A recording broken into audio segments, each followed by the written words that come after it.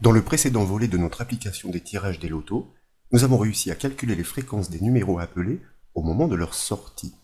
L'idée est d'en tirer une ou des tendances pour prévoir sur ces positions, si d'aventure elles étaient démultipliées, les numéros susceptibles d'être appelés au prochain tirage. Dans ce nouveau volet, il est donc question de calculer et de classer les positions les plus fréquentes au moment de leur sortie. Ces travaux serviront à une dernière étape pour suggérer des numéros susceptibles d'être tirés. En toute humilité, cela va sans dire. En effet, et ne l'oublions pas, les tirages des lotos restent des jeux de total hasard. Pour poursuivre ce développement particulièrement ambitieux, nous devons récupérer les travaux au dernier indice. Et comme toujours, le fichier compressé est offert au téléchargement depuis le site bombache.fr. Vous le verrez, eh bien, le fichier Excel est accompagné d'un fichier texte et d'un sous-dossier. Le fichier texte héberge le code VBA à réintégrer au projet. Le sous-dossier qui est nommé tirage, quant à lui, est destiné à accueillir le fichier de la Française des Jeux et sa décompression.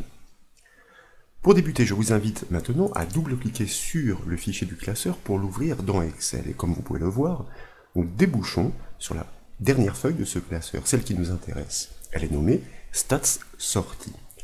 Les fréquences avant sortie des numéros des 48 derniers tirages, environ 4 mois, sont proposées dans un tableau présent entre les colonnes C et H. Voici les numéros des derniers tirages sur une première ligne et leurs fréquences au moment de leur sortie sur une seconde ligne. C'est dans le tableau entre les colonnes J et M sur la droite donc que nous devons calculer et classer les fréquences de sortie les plus récurrentes pour les boules et pour les numéros chance. Bien sûr, et comme nous l'avons vu dans le volet précédent, ces fréquences sont calculées par rapport à l'historique des tirages restitués dans la première feuille de ce classeur qui est nommé tirage. Nous le savons désormais, en raison des antivirus parfois malveillants eux-mêmes, nous avons été obligés de détacher le code VBA des précédents travaux. Nous devons réintégrer pour télécharger le fichier distant, le décompresser, importer ces données et les analyser. C'est la raison pour laquelle, à la racine du dossier de décompression, je vous invite à double-cliquer sur le fichier texte pour l'ouvrir, à sélectionner tout son code avec le raccourci clavier CTRL-A, à copier ce code avec le raccourci clavier CTRL-C, à revenir ensuite sur la feuille Excel, à réaliser le raccourci clavier Alt F11 comme vous le savez pour basculer dans l'éditeur VBA Excel. Là, dans l'explorateur de projet sur la gauche, nous allons double-cliquer sur l'élément feuille 1 tirage, et dans sa feuille de code au centre de l'écran, nous allons coller les lignes précédemment copiées avec le raccourci clavier CTRL-V par exemple. Dans l'enchaînement, je vous propose de déployer le menu Outils, de choisir la rubrique Références, et là de vérifier que une librairie essentielle est présente, Microsoft Shell Controls and Automation. Si d'aventure donc elle n'est pas cochée, vous devez la cocher et valider cette intégration en cliquant sur le bouton OK. Nous l'avons évoqué à maintes reprises à l'occasion des volets précédents, cette librairie est essentielle pour de nombreuses manipulations que nous entreprenons sur ce fichier distant des numéros du loto. Il convient dès lors d'enregistrer les modifications avec le raccourci clavier CTRL-S. Puisque les développements précédents sont maintenant restitués, nous pouvons entreprendre de les poursuivre, et pour cela nous devons commencer par créer la nouvelle procédure avec ces variables. Donc, tout en bas du code, eh bien, je vous propose de créer, pourquoi pas, la procédure que nous nommons rept pour répétition, underscore frec pour fréquence, donc, et que nous validons de manière à ce qu'elle soit automatiquement bornée. Dans l'enchaînement, nous pouvons procéder à la déclaration des variables en commençant par des variables de boucle, i as integer, comme un entier pour parcourir les lignes, une autre que je vous propose de nommer très classiquement j comme un integer, un entier, pour parcourir les colonnes, puisqu'effectivement, sur une même ligne, il y a 5 boules par tirage, donc dans 5 colonnes différentes. Dès lors, pour pouvoir stocker ces fréquences, nous avons besoin de déclarer des tableaux de variables, comme vous le savez, et comme nous l'avons fait au travers des développements précédents, nous ne les typerons pas dans un premier temps. C'est le dimensionnement qui permettra de les transformer en tableaux de variables, donc as variant tab F pour tableau des fréquences, des boules si vous voulez. Et ensuite, je vous propose de déclarer un autre tableau, as variant, que nous nommons tab C pour le numéro chance, C pour chance. Et puis, au fil de l'analyse, nous aurons besoin de déplacer le pointeur de lecture pour pouvoir écrire dans les lignes du tableau de réception sur la droite. Donc nous déclarons une variable que nous nommons ligne et que nous typons comme un entier classique. Dans l'enchaînement, nous pouvons procéder à l'initialisation de certaines de nos variables, comme vous le savez grâce à la fonction VBA Excel, VBA d'ailleurs, redim, pour pouvoir justement dimensionner ces tableaux de variables. C'est à ce moment qu'ils vont prendre leur type précis. Nous allons prévoir large avec 900 lignes. Bien sûr, nous pourrions prévoir une dimension bien inférieure dans la mesure où ces statistiques sont livrées sur les 48 derniers tirages, mais de cette manière, si vous souhaitez de votre côté adapter le programme pour qu'il prenne en compte beaucoup plus de tirages, et bien à ce moment-là, avec de telles dimensions, nous n'aurons pas de souci de dépassement de capacité. Donc nous faisons de même pour notre second tableau de variables, tab C de 1 à 900. Là, nous allons initialiser notre variable ligne sur la première ligne d'écriture. Si vous revenez sur la feuille stats sortie, vous constatez effectivement que c'est à partir de la ligne 4 que nous devons procéder à l'inscription des données que nous allons calculer. Ligne égale 4. Et tant qu'à faire, si d'autres fréquences statistiques avaient été calculées à l'occasion d'un précédent tirage, nous allons prendre soin, dans un premier temps, de purger cette plage de la ligne 4 jusqu'à la ligne 1000 pour les colonnes J à M sur cette feuille stats sortie que nous devons pointer puisque je vous rappelle que notre code est associé par défaut à la feuille tirage. Pour cela, nous exploitons notre objet sheets qui représente des feuilles au sens large, mais en paramètres et entre guillemets, nous lui passons le nom de la feuille que nous souhaitons piloter, stats sortie, et là nous pouvons exploiter son objet enfant range pour désigner une plage de cellules entre guillemets qui va de la cellule J4 à la cellule M1000 comme M100, pardon, il n'y a pas 1000 lignes mais 100 lignes dans ce tableau, M100, donc je me suis trompé tout à l'heure quand je vous ai dit 1000, c'est bien la ligne 100. Donc, pour pouvoir accéder à sa propriété value, c'est-à-dire le contenu de cette plage, le contenu de chacune des cellules de cette plage que nous réinitialisons à vide, guillemets, de manière à tout simplement purger, vider les précédentes inscriptions. Désormais, pour que nous puissions piocher les fréquences cumulées aux emplacements des boules parcourues, nous devons dimensionner, nous devons initialiser les tableaux de variables. Et pour cela, donc, nous allons exploiter une boucle for sur notre variable i, que nous faisons varier du premier indice du tableau jusqu'au dernier, donc de 1 à 900. Tout de suite, et comme il est de coutume, nous prenons soin de bien borner notre boucle. Et là, nous allons initialiser nos valeurs du premier tableau de variables pour tous les indices parcourus, c'est-à-dire du premier au dernier, à 0, et nous allons faire de même dans l'enchaînement pour notre second tableau de variables, tab C. C'est ainsi que dans les prochains traitements que nous allons entreprendre, nous allons remplir certaines des cases, et d'autres vont rester vides, ou plutôt nulles, à 0, et c'est ainsi que nous pourrons les ignorer lorsque nous souhaiterons restituer les valeurs. Puisque ces tableaux sont initialisés, donc maintenant nous allons devoir parcourir toutes les fréquences calculées, et à chaque fois que l'une d'entre elles est répétée, nous devons retranscrire ce cumul dans le tableau de variables. C'est ainsi à l'issue que nous pourrons donc restituer dans l'ordre des répétitions les plus importantes, les fréquences de sortie a priori les plus favorables pour déceler les numéros à venir lors des prochains tirages. Nous allons commencer par initialiser une boucle qui va parcourir ce tableau sur les lignes des fréquences parcourues. Vous voyez, c'est toutes les 3 lignes à partir de la ligne 5, et ce, vous le verrez, jusqu'à la ligne 146. Donc, puisqu'il y a 48 tirages, et qu'il y a 3 lignes par tirage. Donc, nous engageons une boucle for, toujours sur notre variable i, comme nous l'annoncions, pour parcourir les lignes, à partir de la 5e, jusqu'à la 146e, comme nous venons de l'évoquer, toutes les 3 lignes.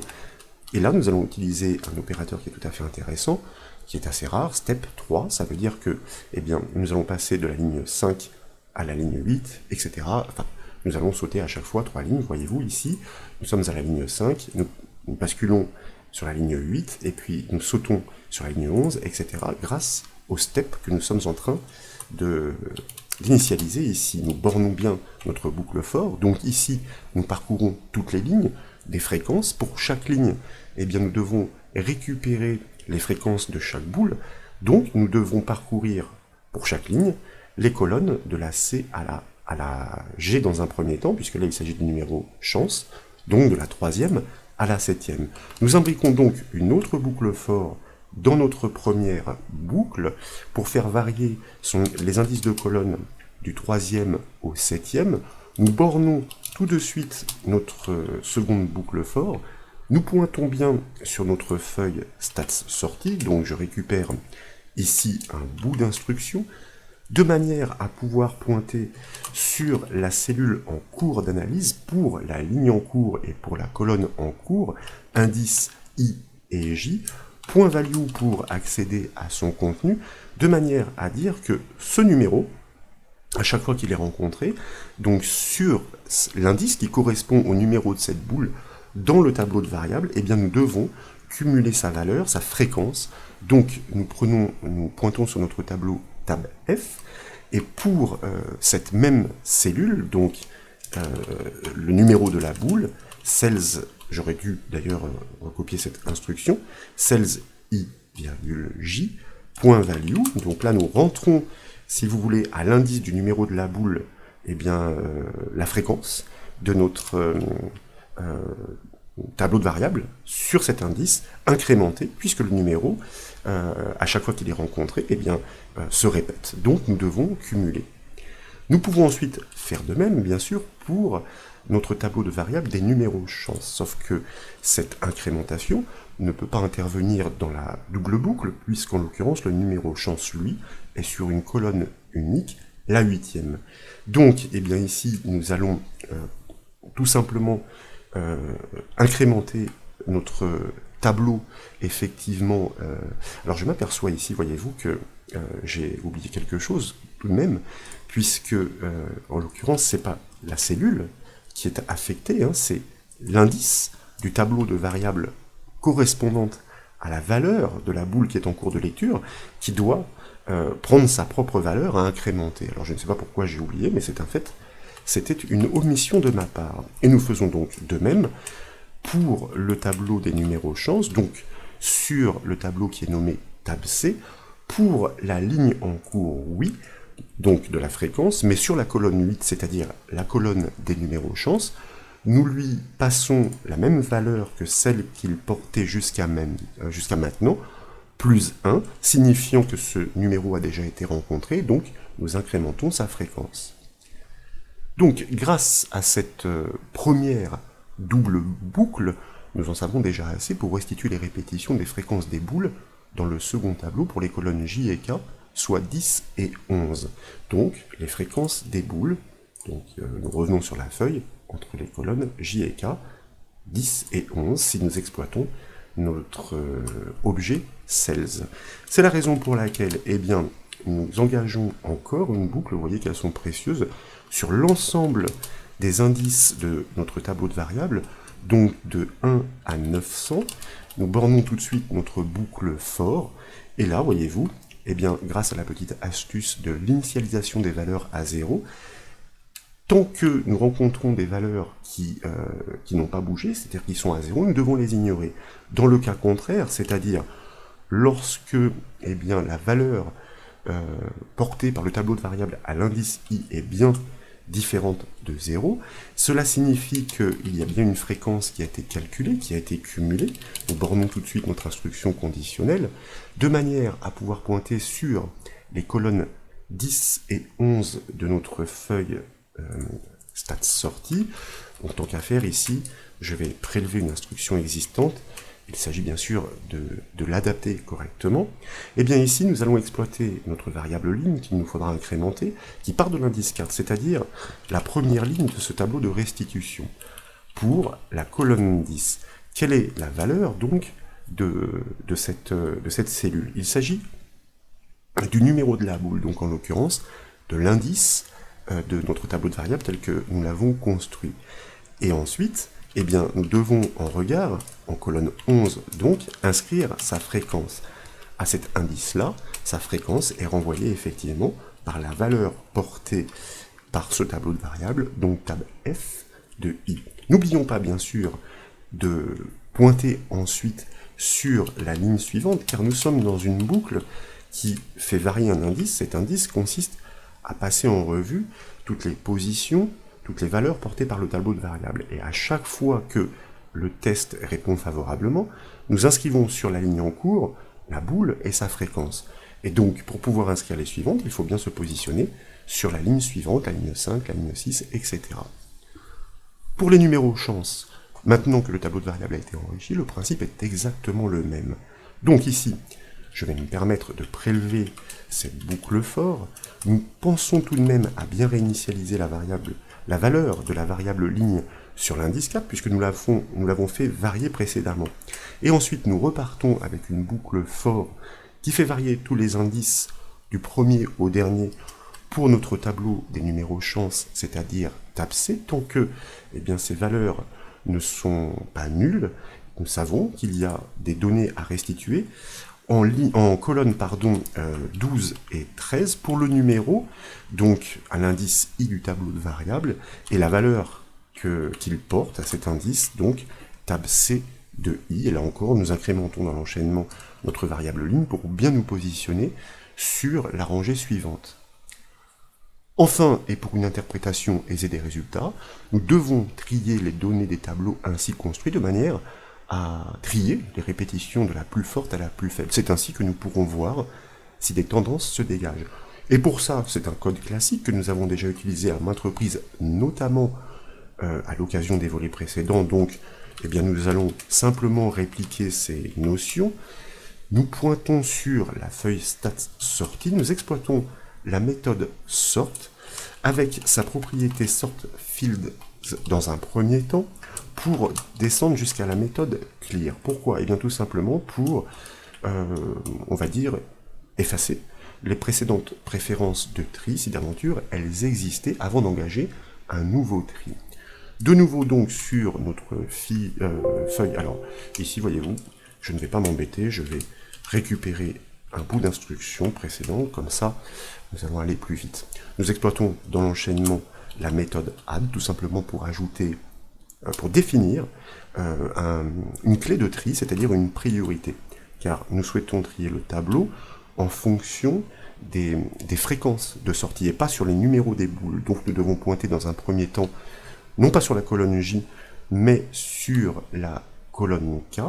Notre tableau démarre à partir de la ligne 3 si nous considérons les en-têtes. Alors bon, je vais prendre soin ici de l'inscrire en majuscule, jusqu'à la ligne 100, K3, K100. Et il faut ensuite définir, virgule, un autre paramètre qui est très important, order, pour indiquer qu'il ne s'agit pas d'un tri croissant, du plus petit au plus grand, mais décroissant, du plus grand au plus petit. Et pour cela, il existe un paramètre qui se nomme XL descending, que j'ai mal écrit, comme vous pouvez le voir ici, puisqu'en l'occurrence, je ne sais pas pourquoi j'ai enfoncé la lettre C au lieu de la lettre X, c'est ce qui est intéressant. Comme la casse n'était pas respectée, et comme cette valeur de paramètre était reconnue à validation, la casse s'est bien transformée avec le D en majuscule, m'informant que je n'avais pas commis d'erreur. Et donc, là, nous avons défini effectivement la priorité pour le tri. Maintenant, nous devons indiquer quelle est l'intégralité des données à trier.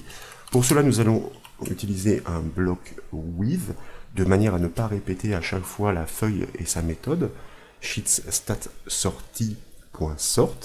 Et là, alors, tout de suite, nous bornons notre bloc with, and with.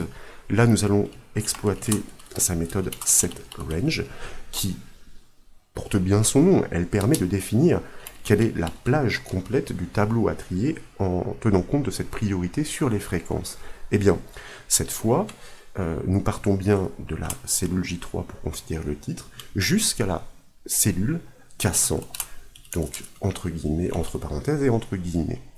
Suite à quoi, nous devons lui indiquer de ne pas toucher aux lignes de titre, et pour cela, vous savez qu'il s'agit de l'attribut header, que nous devons régler sur la valeur XL yes, et puis, ma foi, nous allons définir l'orientation. C'est une... je ne pense pas d'ailleurs que ce réglage soit nécessaire, parce que c'est la valeur par défaut, bon, c'est à vérifier, XL top to bottom, c'est-à-dire un tri dans l'ordre naturel, mais sachant que nous, ici, nous avons défini une organisation décroissante sur les fréquences. Ensuite, puisque nous avons défini tous les paramètres de notre tri à organiser sur le premier des deux tableaux, bien qu'il soit regroupé, c'est-à-dire entre les colonnes J et K, nous exploitons la méthode apply. pour lancer ce tri, et nous réitérons dans l'enchaînement pour faire de même en fonction des fréquences sur les numéros chance. Donc nous effaçons les précédentes préférences de tri. Cette fois-ci, nous indiquons sur le second tableau, celui qui est contigu, que la priorité doit être exercée sur la colonne M, la dernière, celle des fréquences, dans un ordre décroissant, et enfin, nous indiquons que l'intégralité des données s'étend de la cellule L3 à la cellule M100. Il convient bien sûr, enfin, d'enregistrer les modifications. Pour exécuter cette nouvelle procédure, néanmoins, nous devons l'appeler, comme vous le savez. C'est pourquoi nous devons remonter à la fin de la procédure qui se nomme stats-click, celle-ci qui est appelée au clic sur le bouton stats de la première feuille. Et voyez-vous, sous l'appel ici de notre procédure frec-sortie, celle qui suit, eh bien, nous allons appeler notre nouvelle procédure, je vous le rappelle, que nous avons nommée rept-frec, et ainsi elle pourra s'exécuter dans l'enchaînement. Ce que je vous propose de constater, en revenant donc sur la première feuille de ce classeur, en cliquant ensuite sur le bouton Stats, alors il y a une petite anomalie ici que nous allons corriger tout de suite ensemble, elle ne doit pas être bien grave. D'ailleurs, elle saute bien aux yeux. Alors c'est une erreur d'étourderie de ma part, vous voyez ici qu'à chaque fois, nous définissons bien les plages avec l'objet range, et ici, étourderie donc une fois encore de ma part, je l'ai omis.